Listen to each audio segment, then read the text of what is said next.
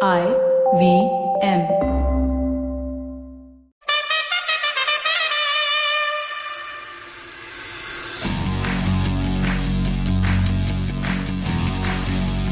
Hello and welcome to an episode of the Edges and Sledges Cricket Podcast. I'm your host this week, Ashwin. We are recording literally minutes, maybe seconds after Delhi have hit, or not hit, but have finished the match against the Sunrisers Hyderabad in a pretty clinical performance and made their way to their first final. So incredibly excited to be here with you. I'm joined by DJ in England, who's had a bit of an up and down morning. His heart has been racing a fair bit. Varun has just gone to sleep because it's almost 2 a.m. for him. But DJ, how are you feeling, man? I feel like it's been an emotional day. It's been a crazy day. It's been a crazy weekend. It's been a crazy time ever since we lost to Mumbai and we didn't know whether we were going to the finals or not, man. I mean, I've been up at night thinking about the combinations we should be playing. I've been thinking whether we can beat Mumbai if we manage to make it through. I've been thinking, what if we lose to SRH? There'll be all those questions about, man, Delhi were not a good team. All of this, they just had a good streak and they don't deserve to be in the playoffs. But at the end of it, we are there in our very first final. And man, I don't know. My heart is still going really fast. So I don't know how Varun's planning to sleep.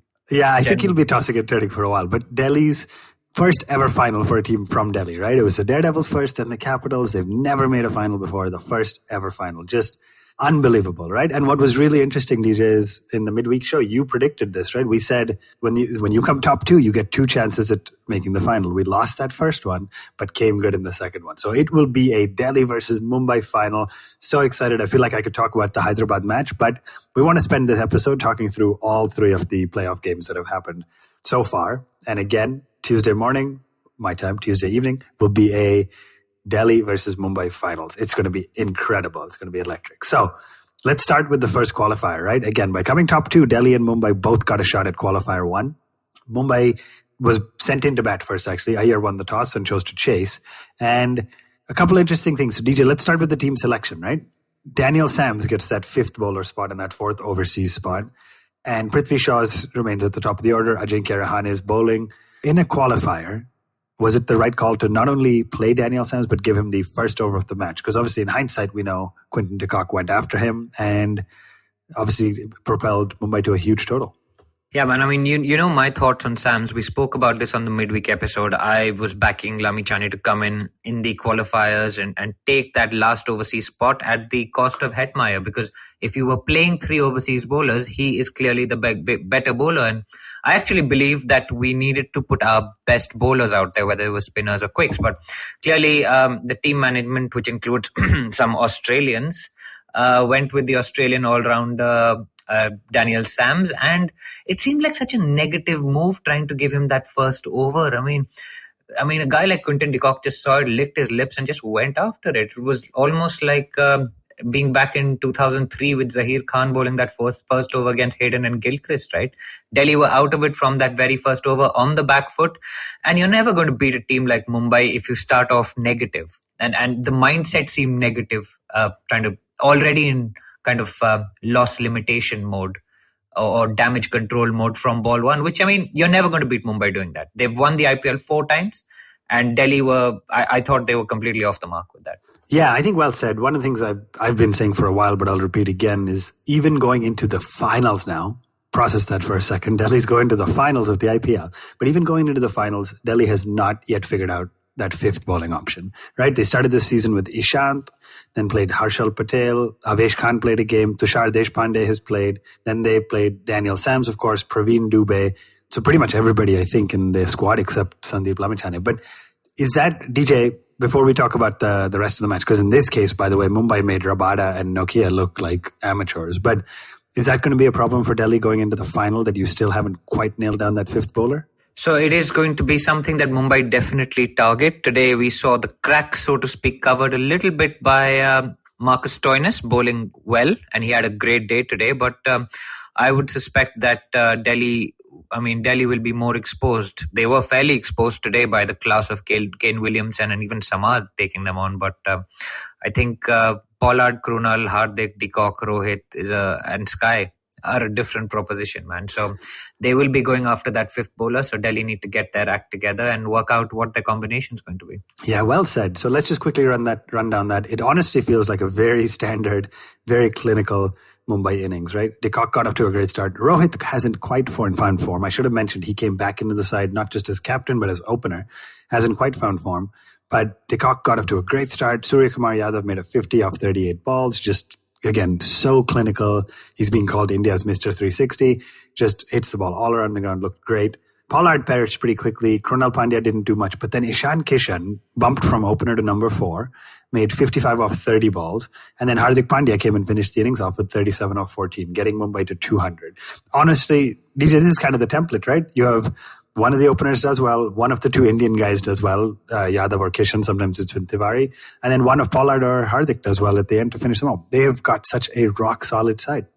Yeah, absolutely. And you know exactly what they're going to do. I mean, they keep going hard.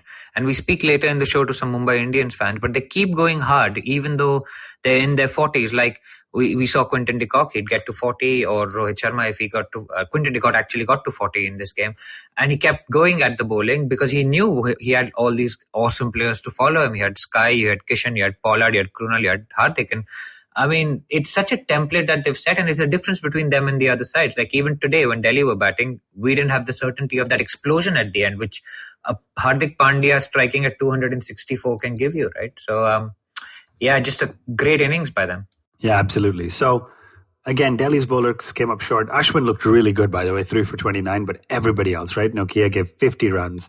Daniel Sams looked horrendous, gave 44, didn't pick up a wicket. Rabada gave 42, didn't pick up a wicket, so nobody looked good. And then the dreaded catastrophe happened, if you will, right? Varun's not on this show, but from the beginning of the season, from before the first match of the season, Varun has been saying, I dread the day that Delhi gets to 15 for 3. Well, Delhi did him one better. And in the 8th ball of the innings, Delhi was at 0 for 3. Prithvi Shah, 2-ball duck. Ajinkya Rahane, 3-ball duck. Shikhar Dhawan, 2-ball duck. So you're sitting here, 8 balls in, 1.2 overs completed. Bolt and Bumrah bowling phenomenally. And Delhi's at 0 for 3. DJ, what was happening then? And I know our WhatsApp group has some language that I'm not very proud of, has some sentiment and emotion that we're all just we're just not happy about, right? So what happened there? I mean, it started with the meltdown at the back end of the innings, right? Because the Mumbai Indians really took off towards the back end of the innings. I mean, kind of Krunal Pandya came in these, got out in the 16th over, and then Hardik took off from there. And then we didn't look like we could score a run. I mean, I almost felt like standing and applauding. It was 0 for 3. Prithvi Shaw, Shikhar Dhawan, Ajinkya Rahane, all India players. All players who played Test cricket for India as well. I mean, it was shocking. It was just, and we were like, okay, 15 for 3, 15 for 3. There was 0 for 3 in a game where you're playing the top side, being the team with 2 points less than them, right, in the group stage. So it was a knockout, man, and the game was over right there. It was pretty shameful, actually, for Delhi fans. Yeah, I think that's pretty much it, right? Now, what else do we say? Marcus Stoinis looked really good, came into bat at number 5, made 65. Akshar Patel actually also looked good, made 42. So although it was a big loss, the truth is net run rate's done. Margins of victory don't matter anymore. Delhi did get to 143, but Jasprit Bumrah, 4 overs, 1 maiden, 4 for 14. Trent Bolt, 2 overs, 1 maiden, 2 for 9.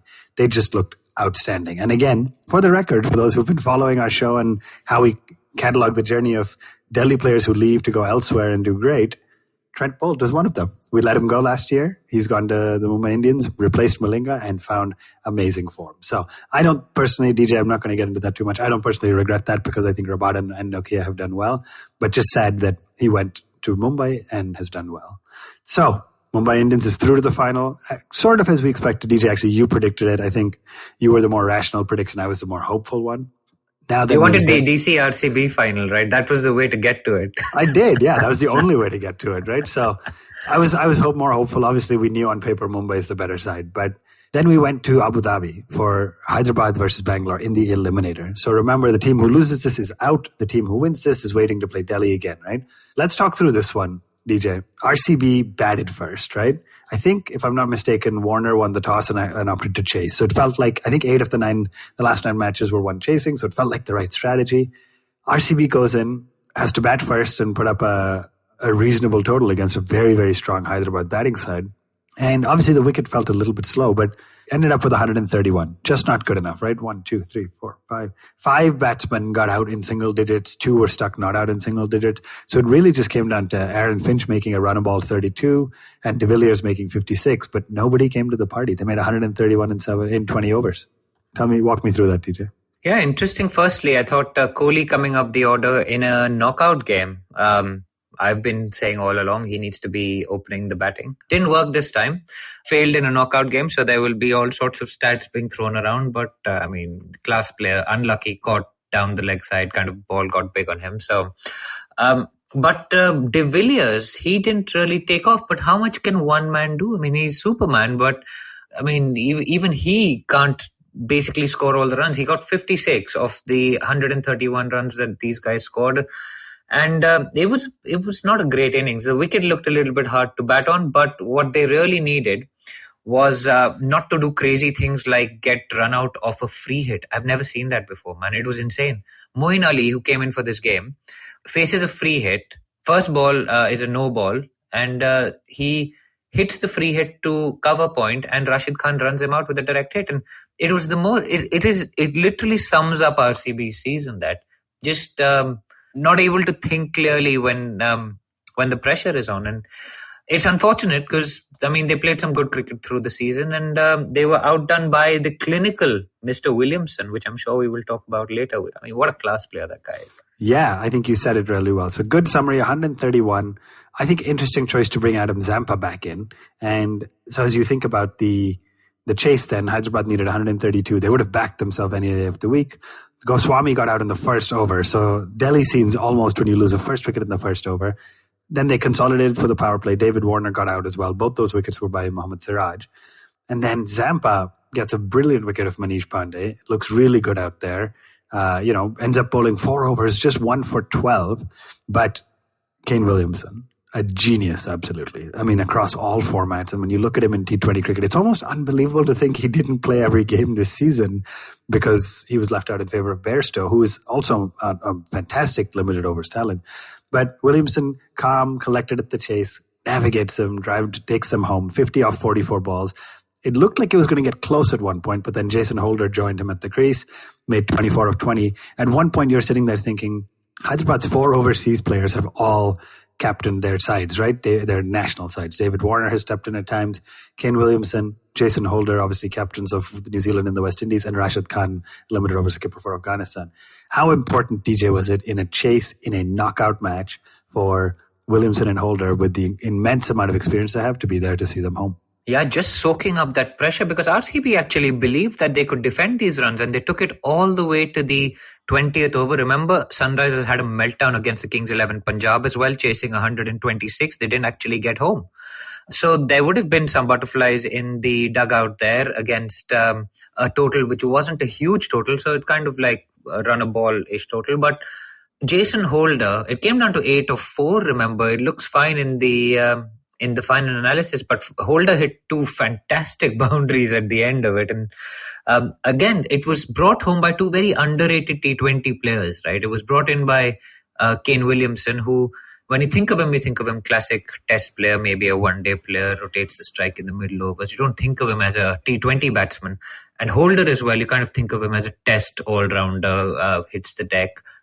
Not that big with the bat, but just fantastic clinical and soaking that pressure in what would have been, they didn't really have that much batting left. They had Samad and Rashid to come. So well done to them for putting on that partnership of 60 odd and taking their team home. Really, really good to see. Unfortunate for RCB fans. They'll have to wait another year for a win. So, but they gave us a good ride. I have to say RCB is my second favorite team in this league. Yeah, I couldn't agree more. I think what we have all said, or many of us at least have said from day one, maybe excluding the Mumbai and CSK fans, is that it would be great to have a new winner. So you got, I guess, a 50-50 shot at that now, but it would have been, a Delhi RCB final would have guaranteed a new winner. Alas, was not to be. Mumbai made it through to the final, as we said.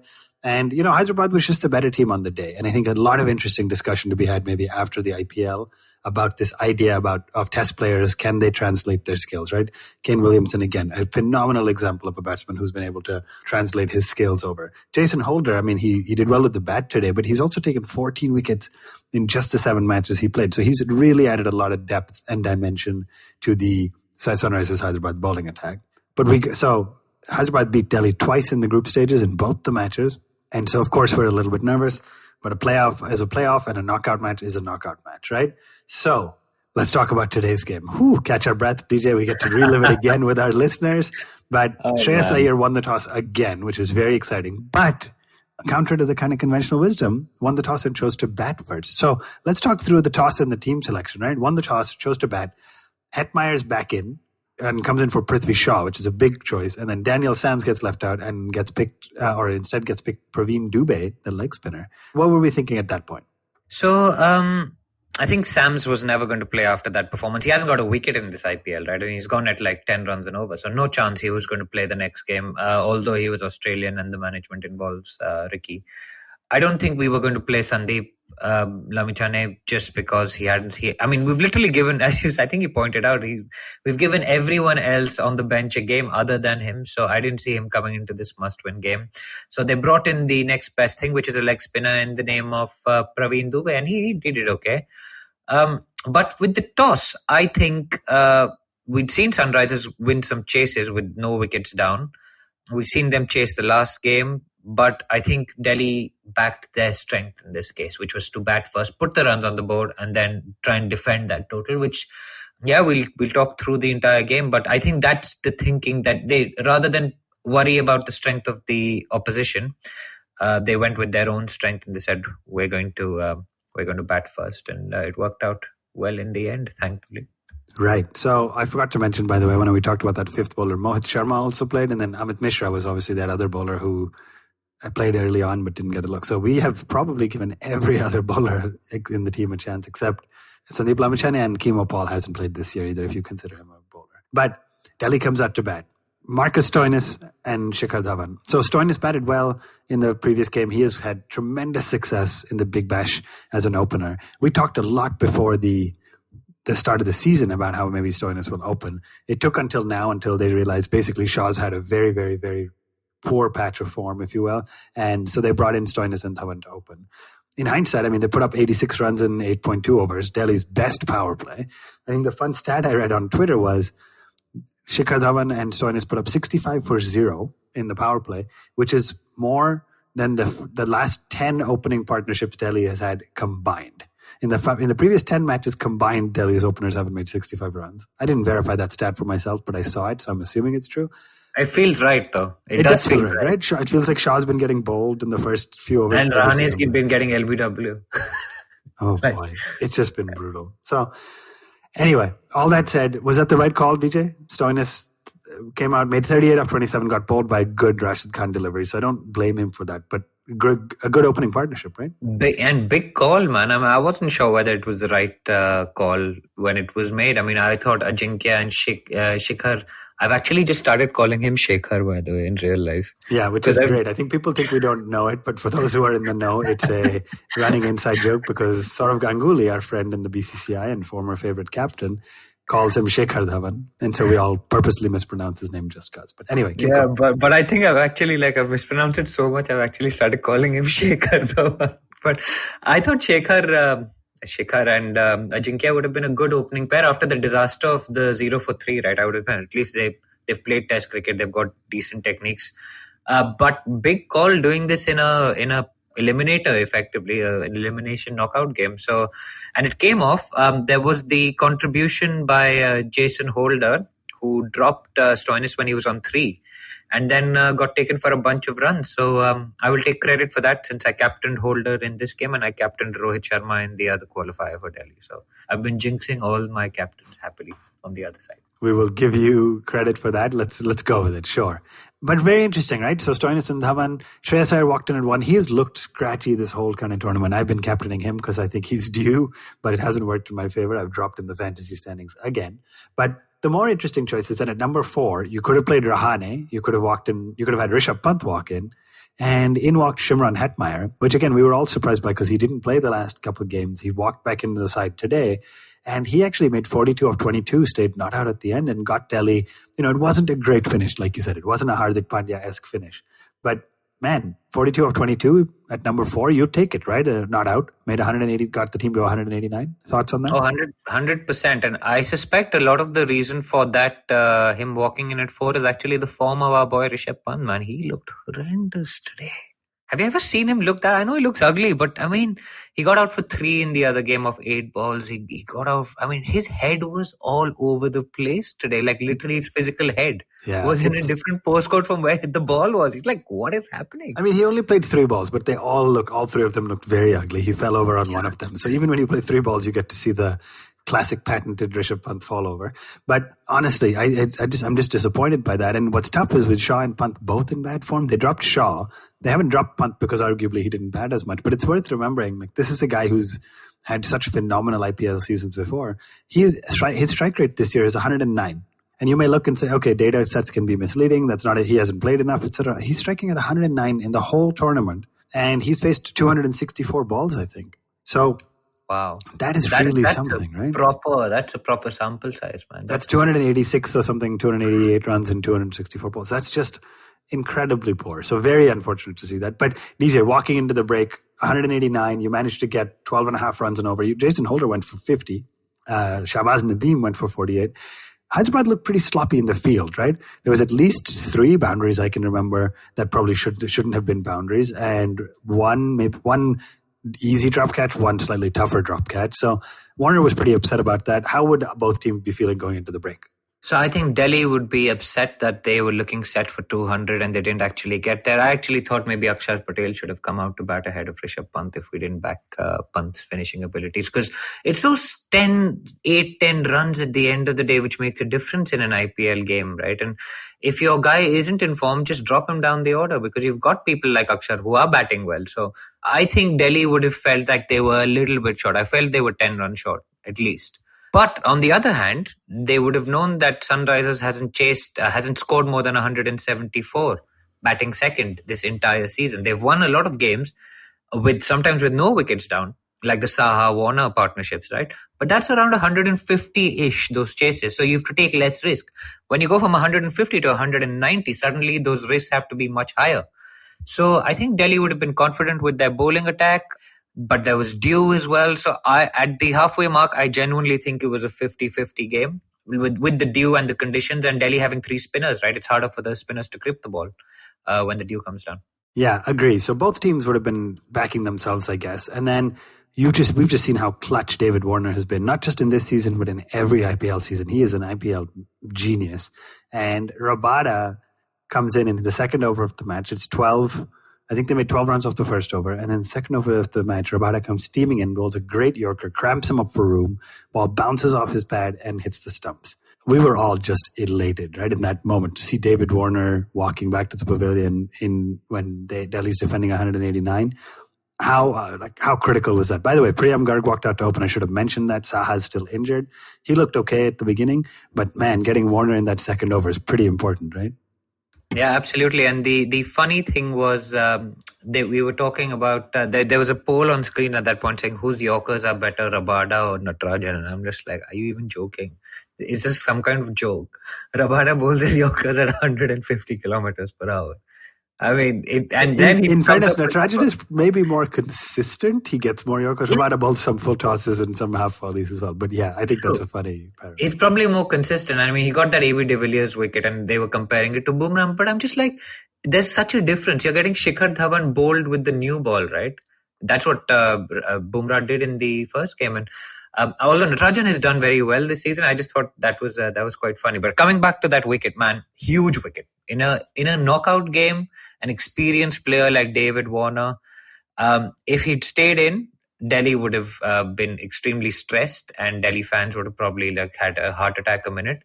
But that wicket was huge. I sent you guys a voice note just screaming on a podcast. That was unbelievable, yeah. Yeah, but it was just it was just a great wicket. It was it's exactly what Delhi needed to start off with, because a partnership at the top with the way the other guy, what's his name? Priyam Garg.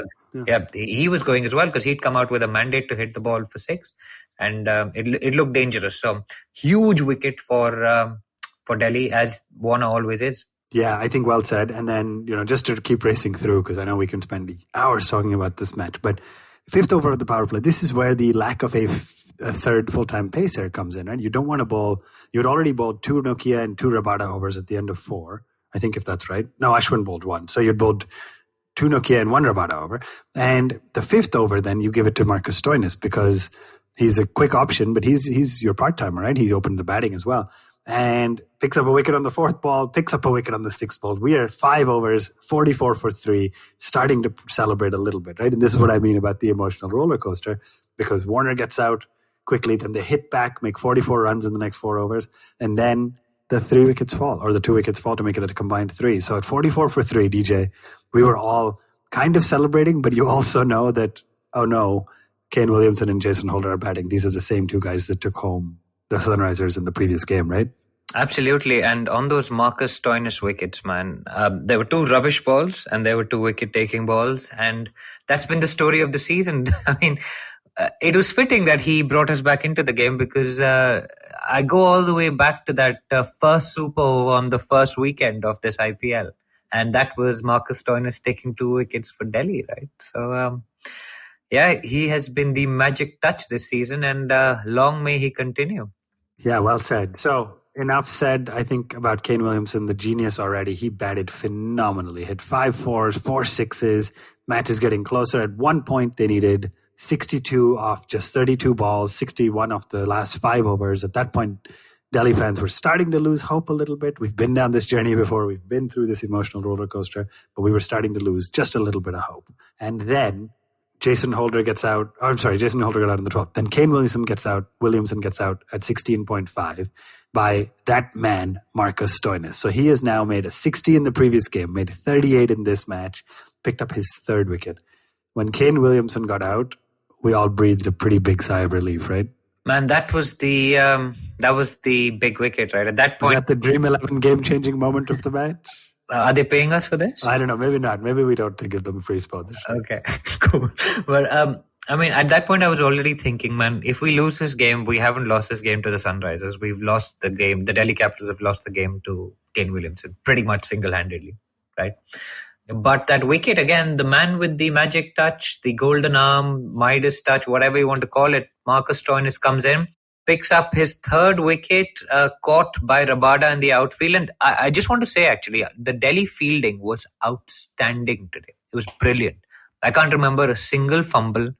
I can remember some brilliant stops in the outfield by Rabada, racing across the outfield and clinical catching. I mean, the standard of fielding of this Delhi team actually at the end of it made the difference. And you said that Hyderabad fielded poorly. Delhi, I think, fielded out of their skin. So just to point that out as well, just took all those catches. Fantastic. And yeah, I think we breathed a little bit easier after Williamson went, but what a player that guy is, man. Sad to see him out of the IPL, but I agree. Just a genius player, phenomenal. And again, worth noting that Abdul Samad was at 27 of 14 at the end of the 18th over. They needed 30 runs of 2 overs, and Rashid Khan was on 10 of 5, so still looking really good. 18th over, or 19th over, Rabada comes steaming in, 2nd ball goes for 6. Our hearts all sink a little bit. And then the 3rd ball, wicket. The 4th ball, wicket. Then he bowls a wide, the 5th ball, wicket. So Rabada cleans up the tail, 3 down, 3 wickets in that over, they're 8 down. Nokia comes, finishes it off. DJ, let me ask you a technical question. It doesn't count as a hat trick because it was technically 18.3, 18.4, and 18.5. But because of the wide in there, it doesn't count as a hat trick. No, it's interrupted by the wide, right? Because that goes into the scorebook. So that's disappointing. But Rabada gets 3 wickets in 4 balls, reclaims the purple cap. Yeah. Ricky Ponting still looks pretty angry at this point, but eventually in the dugout cracks a smile.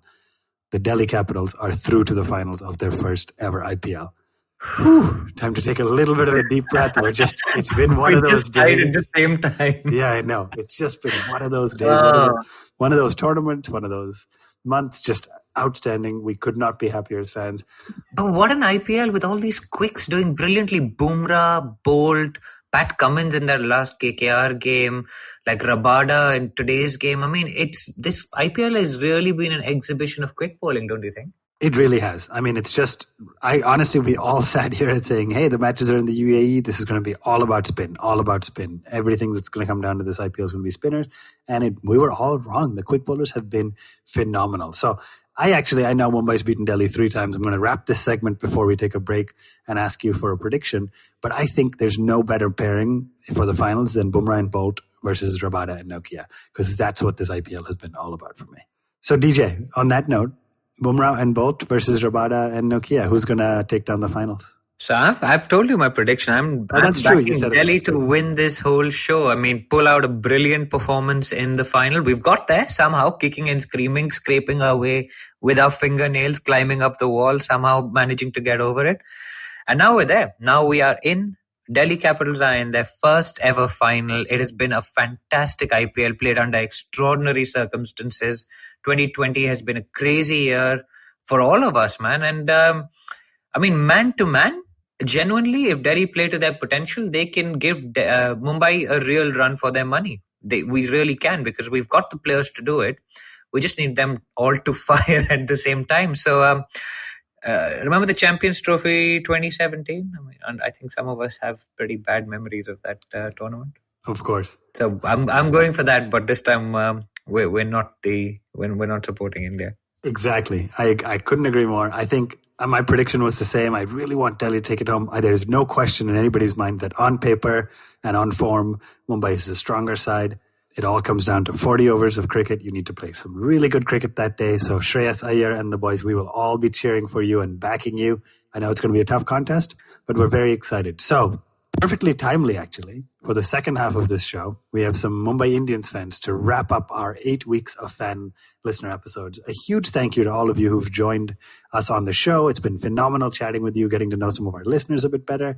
But also thank you to everybody who's listened and supported us through. The IPL has been phenomenal. We have one match to go. It is the final, and it is the first time in our lives that Delhi is playing in it. We are so excited.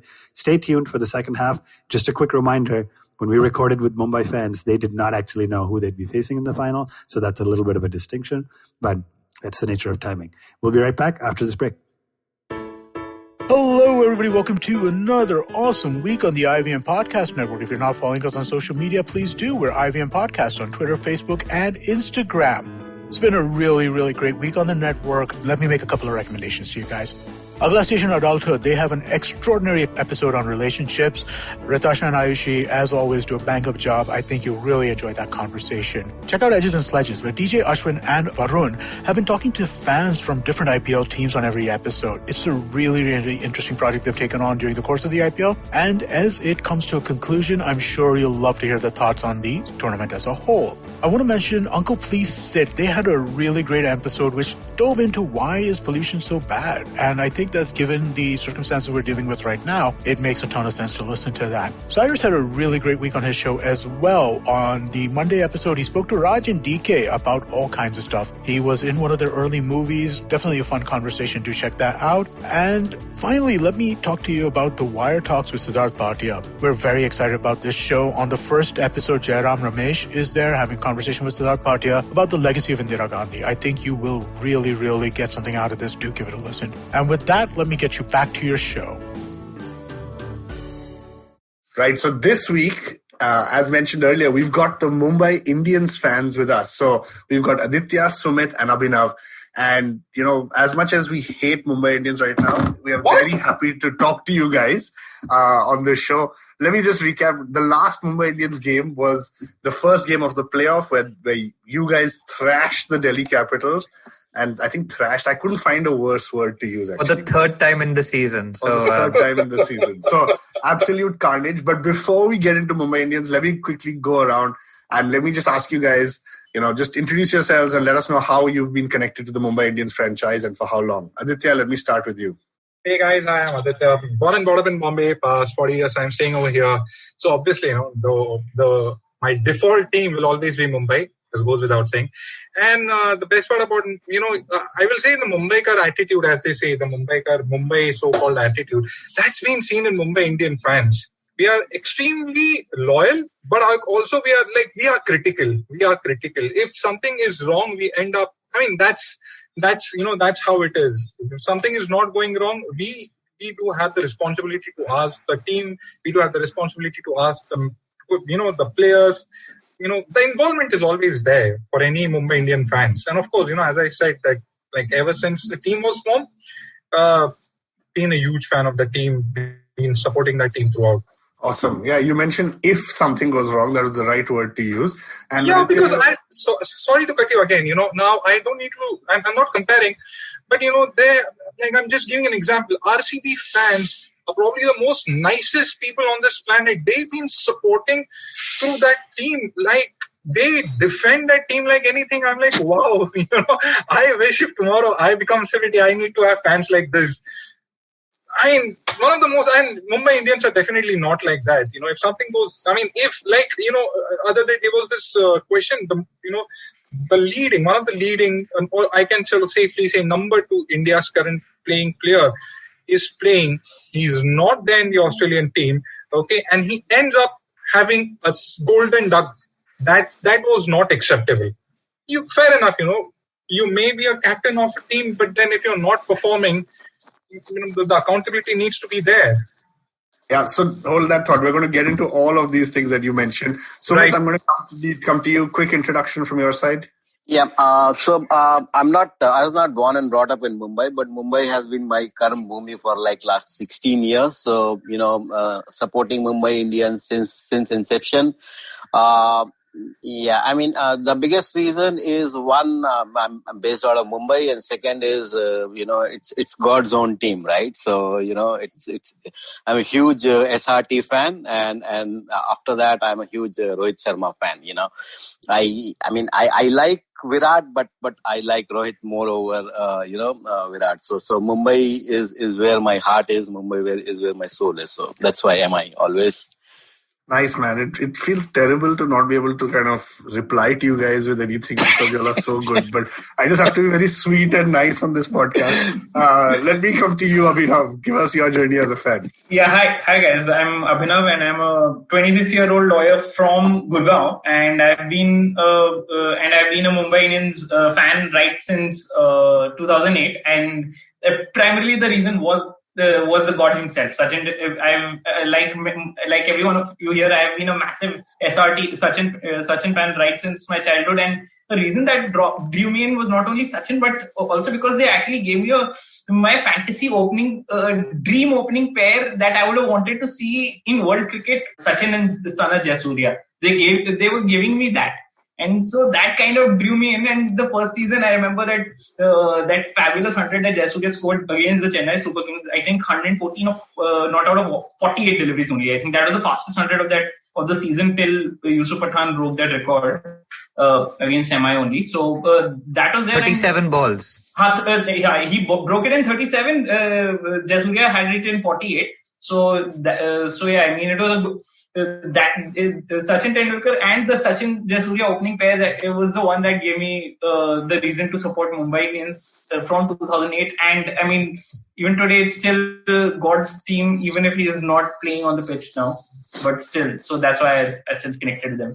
Awesome. So Abhinav, let me ask you first. Tell us, how has this season been going from your perspective? How has the last few years been going? I mean, it's. I'm going to say this upfront in the show. We've said it before. It feels like the IPL is just a competition to see who Mumbai Indians can beat in the final. And it feels like that's coming true. So as a fan, are you thrilled? Are you getting bored sometimes watching them? Actually, no, I don't get bored seeing them. What I would say is that this is an even year, and Mumbai had traditionally struggled in even years. And in even years, Lassit Malinga, and in the 2 previous even year campaigns, Lassit Malinga was not featured at all. 2016 and 2018, both seasons we did not make it to a playoff. I mean, this 2020, the 20 seasons basically looking like a bit like the 2019 season, where we dominated the group stage right through the group stage, and I mean it's. Fabulous performances. I mean, it's been a hallmark of every Mumbai Indians title winning team that they've had different people putting up their hand to win a game. So there's a Trent Bolt who'll wreck a CSK down for 3 for 4 on one day, or there'll be a Surya Kumar Yadav taking a chase through against RCB, or there'll be a Jasprit Bumrah special someday. So there's a different guy who's putting their hand up for the team, and that actually makes Mumbai Indians click the way they do. Awesome. Aditya, your thoughts on that? There seems to be somebody who stands up every game. So, I mean, from a recency bias, just the game with Delhi, your two main guys, Rohit and Pollard, got out for 0, and still they crossed 200 and made a mockery of the kind of team. And so, as we were watching the game, DJ and I were messaging each other, and we said, remember that the guys who are winning this are Ishan Kishan, and in the middle there was Krunal doing well, who are probably the worst players in that 11. And I mean that with like full respect, but out of the 11, they're the worst. So what happens, man? Just somebody different stands up every game? So during that particular point of time, when suddenly Hardik and Ishan just started firing, somewhere, I don't remember the commentator, but some commentator ended up saying Mumbai Indians, the peculiar man of the match, record for Mumbai Indians is this season. Mumbai Indians is the only team which has different man of the matches. Like the players of the match have been different. Okay, so the maximum number of man of the matches for all the teams which MI have won. So it's not just been a team which has been dominated by one or two players. Okay, you start off with your Rohit Sharma, then comes your Dog, then comes a middle order guy. Surya Kumar Yadav has been he's been in form of his life. I don't know. I mean, obviously, why he hasn't been in Australia, that's a big question. Man, I mean, that's a mystery. Okay, it's as mysterious as the SSR death. Like, Surya Kumar Yadav is hot form. And if he doesn't click, so then there's Ishan Kishan, there's Hardik Pandya. Okay, one more thing which, like, most of the people have forgotten is Chris Lynn hasn't played a single game. Chris Lynn hasn't played a single game. I mean, how good can you be that Chris Lynn hasn't won? He's just been there. वो देख रहा है उधर ऐसा red color के, he's in that red color का non-playing dress. He's like, अच्छा अब खेलूंगा. He's just sitting there, and the playing 11 is really good, man. Touchwood.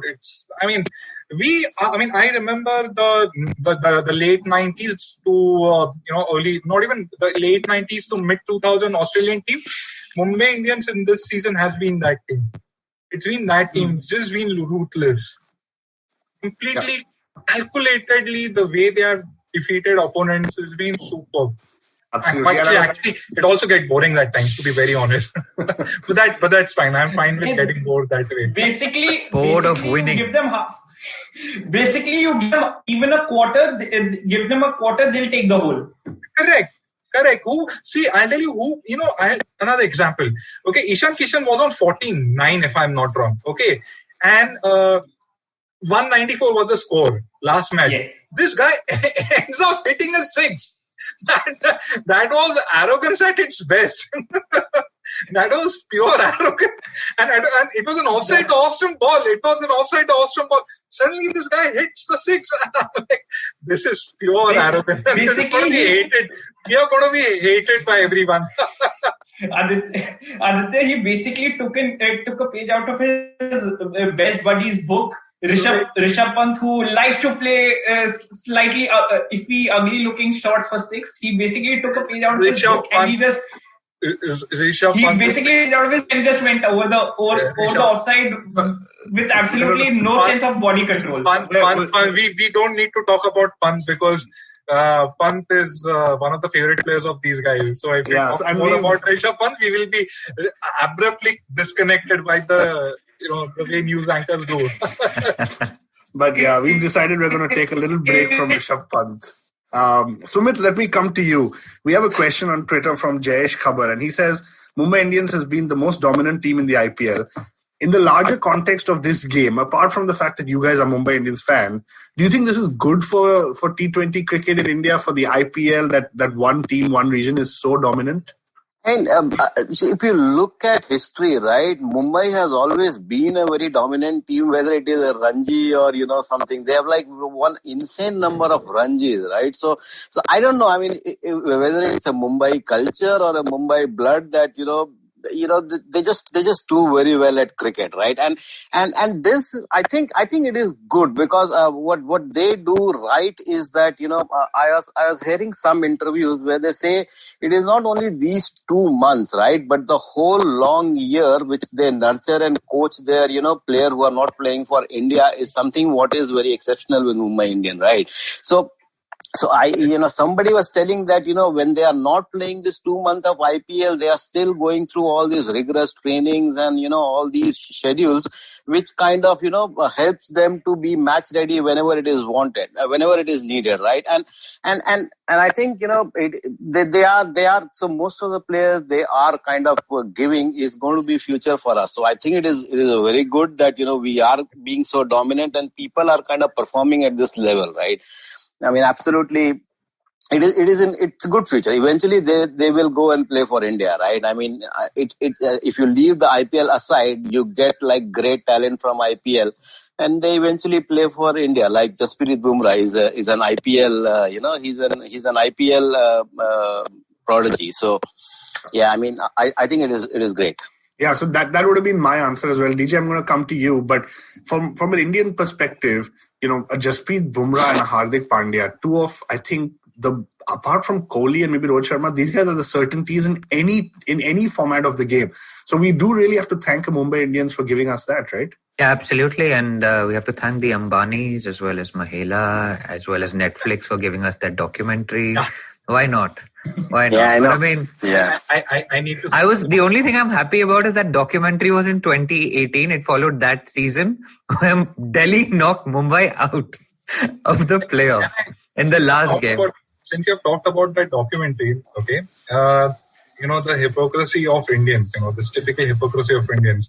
When the documentary came out there, okay, all the non-MI fans started, what is this? They have bought Netflix and this and that.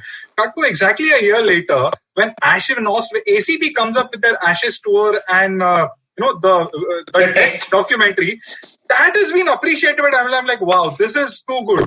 When Mumbai come, MI documentary was just about that one particular series. So you as a player, you as a audience, you are part of the team. Okay, whereas the test is about 3 or 4 series. Okay, and that has been appreciated by everyone. I'm like, wow, this is superb. You guys are too successful, man. This is the problem, basically. You guys win too much. You need to stop winning. We'll start liking you again. Like we love RCB. Maybe boss, I'll tell you, I have a very strange fear that it will be a repeat of ICC for Mumbai. We are going to play 30 minutes of bad cricket and we are going to lose the final. I have a very bad dream. To Delhi or SRH. We don't know as yet because they're recording on Saturday. So I have you're talking about final. Okay, there are 2 chances for let's say, for example, if Mumbai plays against Delhi tomorrow. Okay, if Delhi plays with an attitude that they don't have anything to lose, okay, then it's going to be bad for Mumbai.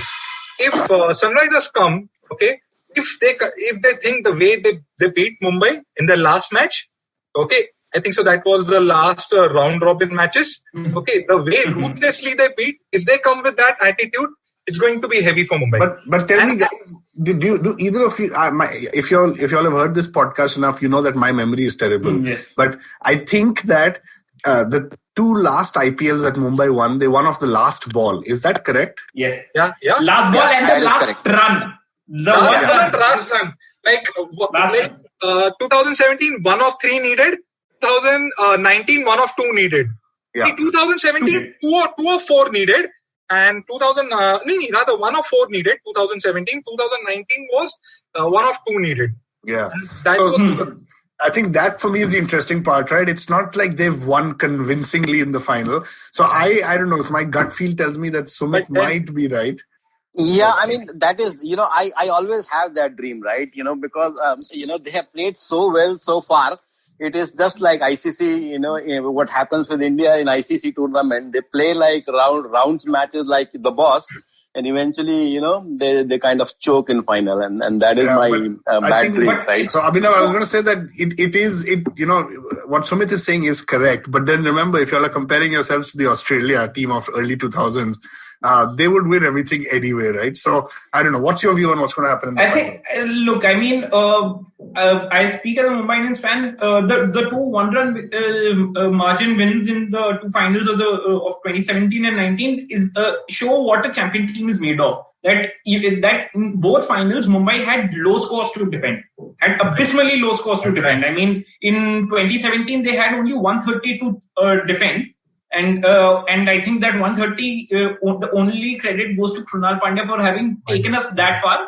And in 2019, it was basically Kyron Pollard getting a few critical runs at the death overs, like he does against Chennai Super Kings, like he does in a final against Chennai Super Kings. He did that, got a few runs, and then that bowling unit just stood up like they always do in every single game. So I don't think I think whichever team comes up, I think Mumbai will just be as professional as they've been in the round robin stage. I think for them it's just one match at a time, and I don't think they take the pressure of that it's a final, take that final pressure on them way too much. Yeah, I mean, my personal view is anything could happen, right? There's a little bit of overconfidence seeping in. Yes, we spoke about arrogance with the Ishan Kishan. Remember, Rohit Sharma hasn't played for a while. I mean, the chance, one out of Pollard or Hardik is going to click, but how much are they going to click? Do they have enough time? You can never say, right? No. So I think that's what we are banking on. Aditya, let me come to you. One more, couple of things that Mumbai needs to take seriously is one, de Kock has been fabulous, but another thing is de Kock throws away his wicket. He deserves to be the form he's in and the way he's batting. He deserves to be there till at least 15th or 16th over minimum. This guy, he's in his mid-40s. What was the reason for that shot? You have one end, Surya Kumar, who has just hit a 6. And 2-3 deliveries later, you end up just gifting your wicket to... that was not acceptable. Okay, that's one thing. Second thing is Mumbai Indians bowling, I think so, is being too much dependent on Bumrah. Yes, you have these Trent Bowles. Okay, you have these Rahul Chahars who come and take wickets, but what happens? They are not. I don't think so. They are good at double bluffing. They are not good at that. Somewhere they do have a weak spot, and if there's a good batsman and if he's in a good form, he will end up exploiting it. Like when I'm talking about, especially about Trent Bolt, 4 good balls, but then there are those 2 balls which are very costly. Okay, that's one big issue that I feel. Else, so far so good. I don't see any issue. This time again, Mumbai Indians not winning the title. Yeah, I mean, just to continue on that, I think it is a specific skills which they have picked up, right? So Trent Bolt was always picked up to do the opening spell, and he's never a good death bowler, right? And we have seen that, and there's a history behind it. Trent Bolt is a great swing bowler. That is why they use him up front, and he's an absolute lousy death bowler, right? So I think the thing which Mumbai has done is they have picked up few specific player to do specific role. Right, like 3 years back, they did not have a good wicketkeeper batsman. They picked up Quinton de Kock very specifically. They picked up Mitchell Johnson when he retired. They picked up Trent Bolt just to fill up that opening swing bowling, thing. So I think that is what Mumbai Indians does very well, right? They pick up right people for the right spot, and that is why the reason they have been so successful. Correct. I mean, you look at other teams. You have KL Rahuls and everybody, but the entire team is dependent on just 1 or 2 people. But in Mumbai, they pick up specific people for specific tasks. And again, on de Kock's point, he can bat till 15th over, but he knows at back of his mind that there are like 6 people to come down who can hit the ball out of the park anytime they want. And that gives him the license to kind of play that freely, right? Yeah, and I think that's the point I was going to make to Aditya, which is that the longer a de Kock and a Surya Kumar Yadav play, the less that 200 strike rate destruction. Correct. Those 2 guys from over 60 to 20. So, it's interesting. I don't think it's a strategy to say de Kock, go hard because there's batting to come. But you never know. On the day, anything could happen. Correct. Right. So, guys, I'm going to ask you, there are lots of questions on Twitter regarding this one question, and I want to get your views, all 3 of your views quickly on this. Pratyush has asked this. Life is an Elation has asked this. What are Mumbai Indians' plans going to be for the next mega auction? who will be the 5 retentions? Because this is where it comes down to it, right? You guys have got 11 superstars in the team. You've got Chris Lynn sitting on the bench. Who are going to be the 5 retentions of Mumbai Indians? And I'll also note that the 2 superstars that destroyed Delhi used to be with us, Bolt and De Kock. Yeah. So, on that point, we're looking forward to paying some of that back in the future. Yeah. So look, and I think it's more relevant. I'm going to ask you for your 5 names, but it's more relevant because teams like RCB, Delhi and CSK, after sticking with the same team for 2 or 3 seasons, are going to be looking to make some changes. So, Abhinav, let me come to you. If you had to pick 5 players to retain, who would they be? So is it 6 you can retain? So 3 right to match and 2 right to match, 3 retentions. Okay, so it's only 5. Okay, got it. Yep. So I would go for a relatively similar cast of 2018. So Rohit, Bumrah and Hardik retentions automatic. I would use an RTM for Pollard because imagining a Mumbai Indians team without Kieron Pollard and his experience is impossible to think of. And I would probably use that RTM on Suryakumar Yadav if he does not get capped in time. Nice. Because I think every one of us here knows that whatever may happen, Mumbai will not be able to buy back both Rahul Chahar and Krunal Pandya unless they pay a real premium on them. And I think also given the culture and dynamics of the team, I can't help but say if they had to pay premium for one, it's going to be Krunal, right? Because he heard last time as well, right? In the documentary, exactly. He was desperate to get Krunal. Exactly. So Rahul Chahar, who's a great bowler, might be up for grabs. Yeah. Rahul will but what they've done, they've already got people in the wings. They've got a Prince Balwant Rai Singh whom they've scouted out and don't count them out, count Mumbai out, bringing him back into the team in the mega auction and then telling him the first game you go out and bowl. Basically use that Mayank Markanday type surprise factor. Awesome. Okay, Aditya, we're going to come to you. Anyone different to Abhinav? Anything different you would do? I'll probably, retain Quinton de Kock instead of Surya. So tell me your 5. Tell me quickly your 5 guys. So Rohit, Bumrah, Hardik, Pollard, Quinton. Got it. Makes sense. Aditya, for you? Okay, now we've been talking so much. One thing we missed out. One thing we really missed out. This is off the topic, but we need to really appreciate Rohit Sharma's captaincy. True. That guy has been awesome as a captain, not just for MI, but for India. So, has he been the best captain of the team or has he been the captain of the best team? No, he has been a best captain of the team. I'll tell you why. Because, Mumbai Indians had good players, and they have been champ players, Don't you think so? Each and every team has good players. The reason why Mumbai is good, because, see, we have Rohit Sharma as a captain. But if you go back in the history, look at the kind of coaches that we had. Ricky Ponting, Anil Kumble, Zahir Khan. We had Robin Singh is still around. John Wright. John Wright, correct. John Wright. He was the brainchild behind picking up Jasprit Bumrah. He just saw Jasprit Bumrah bowling. This guy was hardly 18 years. He said, "I want him in the team." Come. And he won the first title as a coach for Mumbai. Exactly. I'm not able to recover. There used to be Shane Bond also. Shane Bond is there. Shane Bond is still. Yeah, Shane Bond is still there. Ricky Ponting is there. So just see. Sean Pollock was there as Sean Pollock, Jonty Rhodes. These guys were there. You may say that fair enough. You have pockets. You have pockets to take good people. Take brands as your coaches, but then it's your captain's responsibility to make sure you listen to it and execute it. And most important, during the time of pressure and during critical moments, just be calm. Just be calm. It's fine if you react So what do you guys have to say when you saw Rohit Sharma not saying a word during the Netflix documentary and it was all Mahila? It was only all Mahila. Yeah. So then I'm not arguing for the sake of arguing. I'm just saying that documentary really opened my eyes that Rohit Sharma was nowhere to be seen. He is the guy who listens, but once he's on the ground, he's the guy who's going to take the call.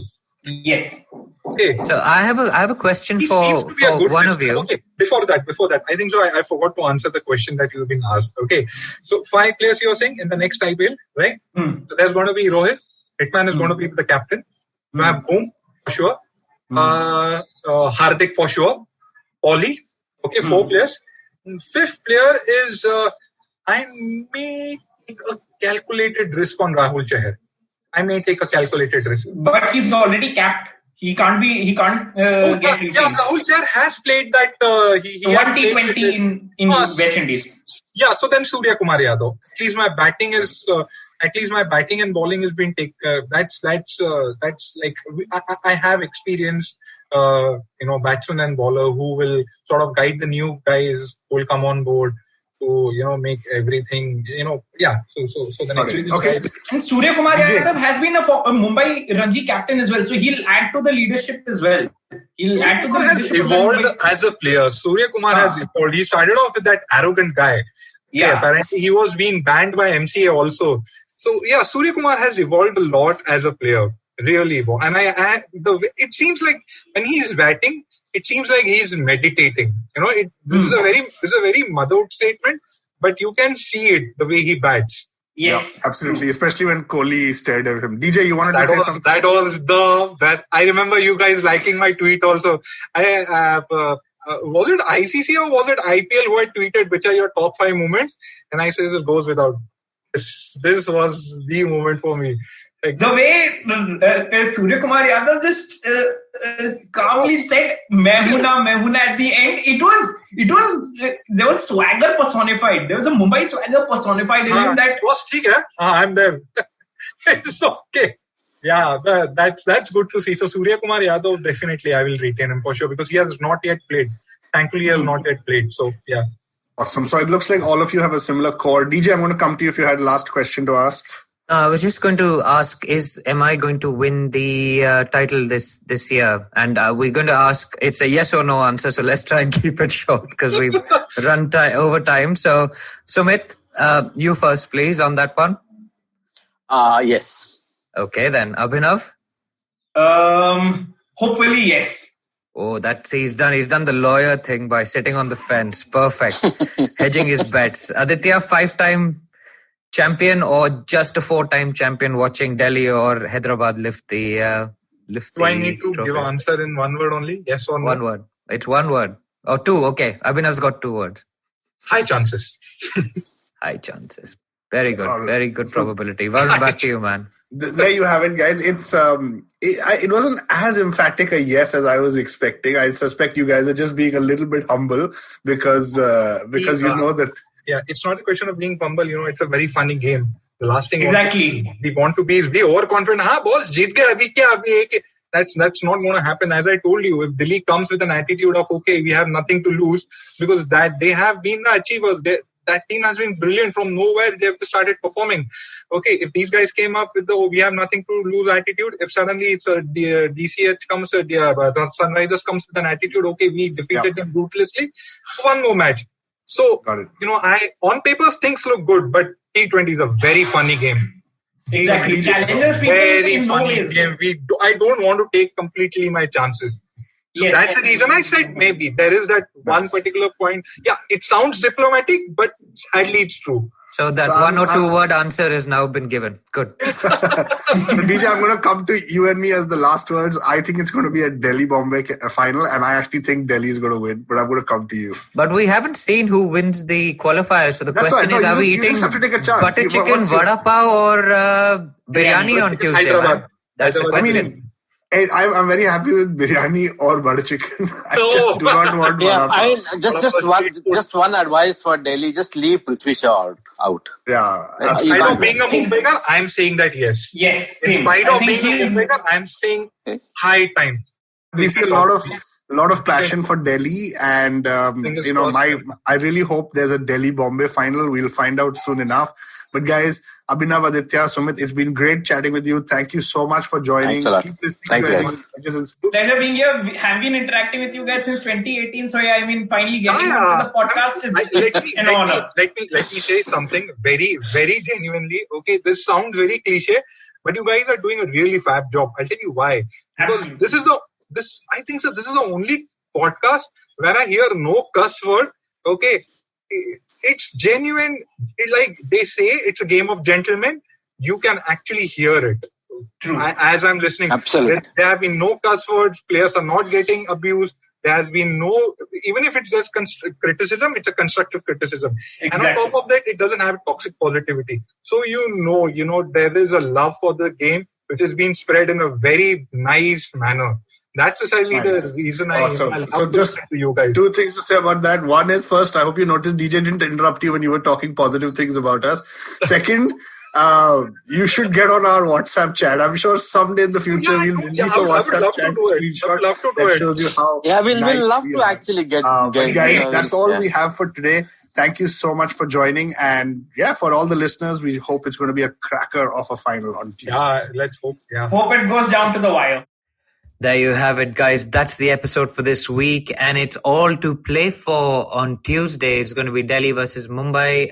Delhi fans will be hoping for our first ever win in the IPL. It's 2020 that year. A big thank you to all the fans that have appeared on our show. I just wanted to add my thanks to Ashwin. This was a fantastic campaign. We really enjoyed speaking to all of you. As always, do write in. We're on Twitter at OneTipOneHand. We're on Facebook and Instagram at OneTipOneHand, and contact at OneTipOneHand is our email address. So do write in to us. Tell us what you think about the show. Leave us a review wherever you listen to the podcast, and we will probably be back midweek. I have a feeling we'll be back midweek just to wrap the IPL.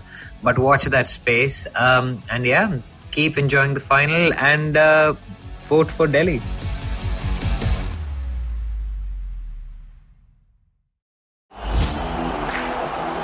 The year has changed. The sphere has changed. The faces have changed. The places have changed. The ballers have changed. The goals have changed. Changed are the scores.